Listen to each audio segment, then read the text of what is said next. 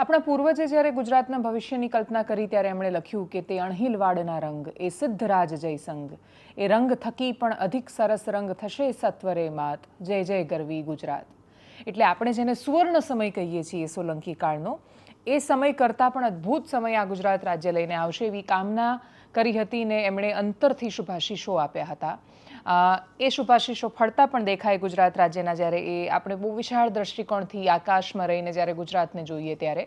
પણ જ્યારે કનૈયાલાલ મુનશીએ ગુજરાતની સાથે અસ્મિતા શબ્દ જોડ્યો અને પછી આપણા બધા સુધી જન સુધી ગુજરાતની અસ્મિતા એ સ્વરૂપમાં પહોંચાડ્યો, ત્યારે અસ્મિતાથી એમનો મતલબ માત્ર ગૌરવ નહોતું, એ ગૌરવથી પણ કશુંક વિશેષ જે આપણને ગુજરાતી બનાવે છે. અને એ ગુજરાતી હોવાનો મતલબ માત્ર પૈસા, ધંધો કે શેર માર્કેટની ચર્ચા પૂરતું સીમિત નહોતું, એનાથી પણ વિશેષ હતું, એનાથી પણ વિશાળ હતું. ને એટલે જ બધા જ આપણા જેટલા રાજવંશો થયા, વાઘેલા વંશ ને ચૌલુક્ય વંશ ને સોલંકી વંશ એની સાથે, અને પછી સલ્તનત કાળ આવ્યો ગુજરાતનો, એ બધા જ સામ્રાજ્યોથી માંડીને ગાંધી સરદારથી લઈને વર્તમાનના મોદી શાહના યુગ સુધી ગુજરાત ઘણું બધું બદલાયું. પણ એ ગુજરાત બદલાયું એની સાથે આજે ગુજરાત સ્થાપના દિવસે બીજો એક વિશેષ સંયોગ એ પણ છે કે આજે વૈશાખી પૂર્ણિમા છે, આજે બુદ્ધનો દિવસ છે, અને બુદ્ધને આજના દિવસે બૌદ્ધત્વ પ્રાપ્ત થયું હતું. એમને એ જે વિચાર આવ્યો, એટલે કોઈએ મને મેસેજ મોકલ્યોમાં બહુ જ સરસ લખેલું છે કે સત્ય છે એ કોઈ બે અંતિમો પર નથી, એ ક્યાંક વચ્ચે છુપાયેલું હોય છે. એ વચ્ચે છુપાયેલું સત્ય ગુજરાત સુધી પહોંચી શકે, ગુજરાતે પામી શકે, ગુજરાતનો પ્રત્યેક વ્યક્તિએ ગુજરાતીપણાને પામી શકે અને પછી એ સ્વીકારી શકે કે આપણે તો એ ગુજરાત બનાવવાનું છે જેનો રંગ અણહિલવાડના, એટલે કે એ સમયના, એના સુવર્ણ સમયના પાટણ કરતાં પણ અદ્ભુત હતો. એવો સુવર્ણ સમય બનાવવા માટે આપણે શું યોગદાન આપી શકીએ, બસ એ દિશામાં આપણે પ્રયત્ન કરતા થઈએ એવી આજના દિવસની ખૂબ શુભેચ્છાઓ. અને પ્રત્યેક ગુજરાતીઓ એના ગુજરાતીપણાને વાગોળતા થાય અને સમજતા થાય કે ગુજરાતીપણું એ માત્ર ધંધામાં કે રૂપિયામાં નહીં, માત્ર ગાંઠિયા ફાફડામાં કે જલેબીમાં નહીં, માત્ર બોલાતા શબ્દોમાં નહીં, માત્ર બસ એકબીજાને પોરુષ ચડાવવા માટે કરાતી વાતોમાં નહીં, એનાથી વિશેષ કશું છે. અને એટલે જ એના માટે અસ્મિતા શબ્દ પૂરતો છે. આપણી અસ્મિતા આપણે જાળવી રાખીએ. નમસ્કાર, આપની સાથે હું દેવાંશી.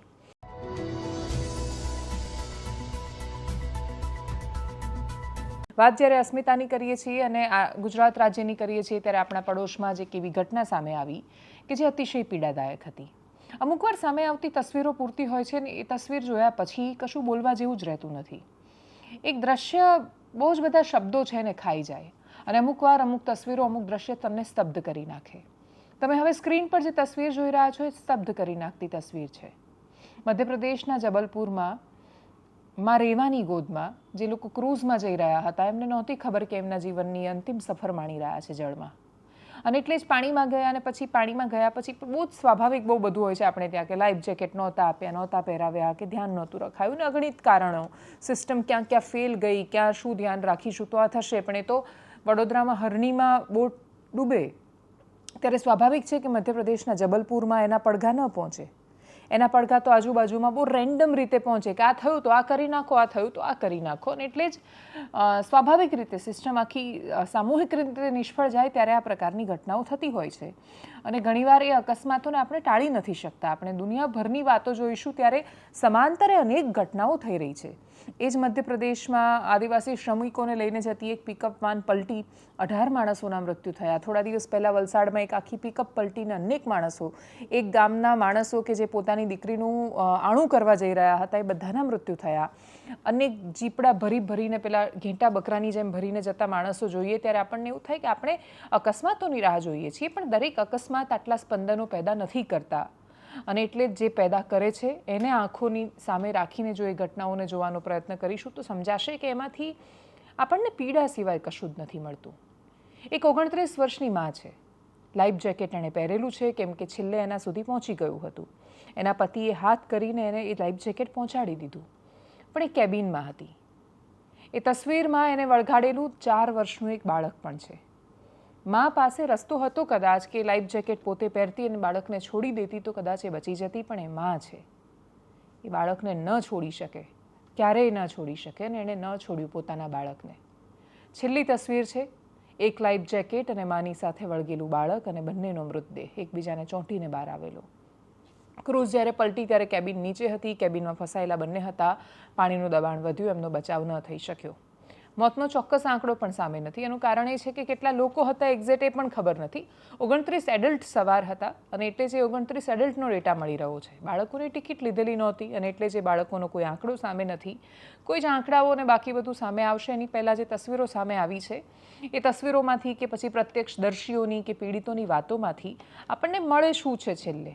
તો આ પ્રકારની કોઈ પણ દુર્ઘટના એ આપણને એક ક્ષણ માટે આવેલા આંસુથી વિશેષ કશું આપીને નથી જતી. થોડી શીખ અને થોડો ડર આપીને જાય છે. બંને જરૂરી છે.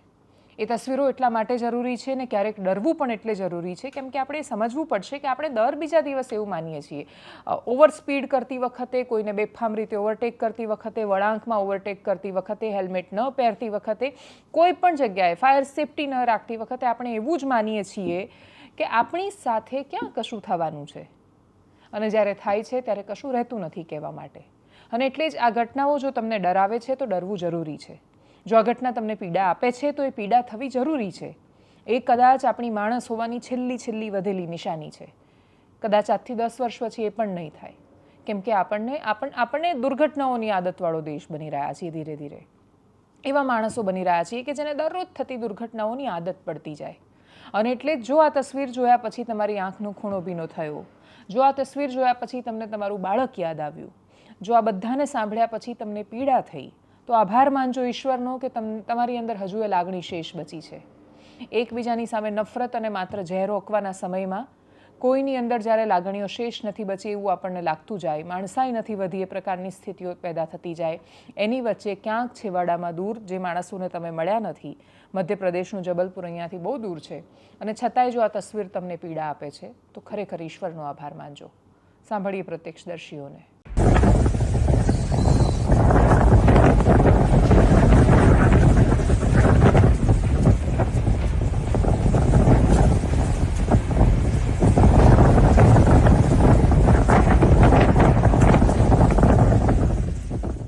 आज पहले देखा था, सबसे पहले हम लोग इधर खड़ा था, जो हवा चल रहा था, फिर नाव इधर था, फिर नाव वाला को बोला कि इधर के खड़ा हो जाओ, वो लोग नहीं सुना, फिर वापस जा रहा था, फिर नाव बीच में जाके पलटी हो गया. फिर उधर सब लाइफ जैकेट में कोई कूद गया था बोट से, कोई बोट के ऊपर पलटी होने के बाद बोट के ऊपर चढ़ा था. तो इतना हवा आ रहा कि ढेव में उसको उठा के लेके इधर आ गया. ठीक है, फिर कोई जिंदा है, कोई मर गया. हम लोग लगभग 15 या 16 आदमी को निकाला, बचाया जिंदा, और 5-6 आदमी को मर गया, वो भी निकाला. हम लोग खाना मीना खा के बैठा था तो थोड़ा बहुत हवा आया तो हम लोग रूम में तो 100 आदमी बैठा है तो 2-4 आदमी बोल रहे हैं इधर आया है. तो जब बोट थोड़ा बहुत हिल रहा था तो आदमी लोग बोल रहे हैं बोट को थोड़ा इधर लेके आओ, किनारे में लगाओ. हम लोग बोल रहे हैं तो वो सुना नहीं है तो बोट फिर से लेके चला गया. आओ थोड़ा तेज हो गया पानी का, तो बोट हिलते हिलते हिलते हिलते उधर पलटी हो रहा है.